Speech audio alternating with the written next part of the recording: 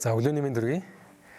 За бид бүхэн өглөө болгон нэг ишлэлийг бол та бүхэн танилцуулгаар бэлдсэн байна. За тэгээ энэхүү ишлэлээс та бүхэн энэ одоо Бурханыхаа талаар ойлголт авахаас гадна өдөр болгон Бурхантайгаа хамт яваасаа гэж хүсэж байна. За өнөөдрийн ишлэл бол Египтээс гарсан номын 20 дугаар бүлгийн 3 дугаар ишлэл байгаа. Энд чи надаас өөр Бурхадтай миний өмнө байж болохгүй гэж хэлсэн. За энэ бол Бурханы 10 хуулийн эхний хууль. За Бурхан хэлсэн байна, надаас өөр Бурхан байхгүй. Тийм учраас надаас өөр Бурхантай байж болохгүй гэсэн.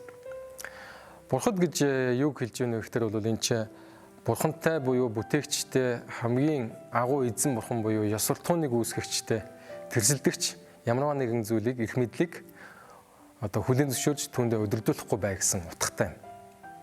Тэгэхээр энэхүү ишлэл дээр Бурхад гэж юу хэлж байна вэ гэхээр бол хиймэл шүтэн байна.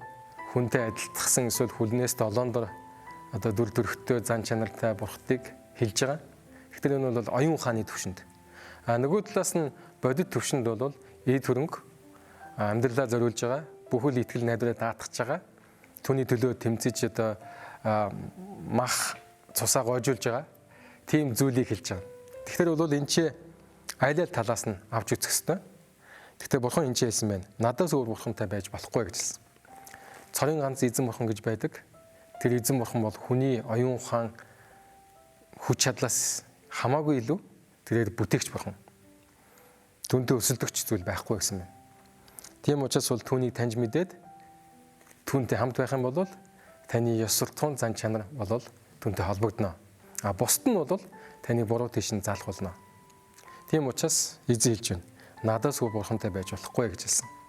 Та өнөөдөр ямар Бурхантай байна вэ? Энэ тухай бодож үзээрэй.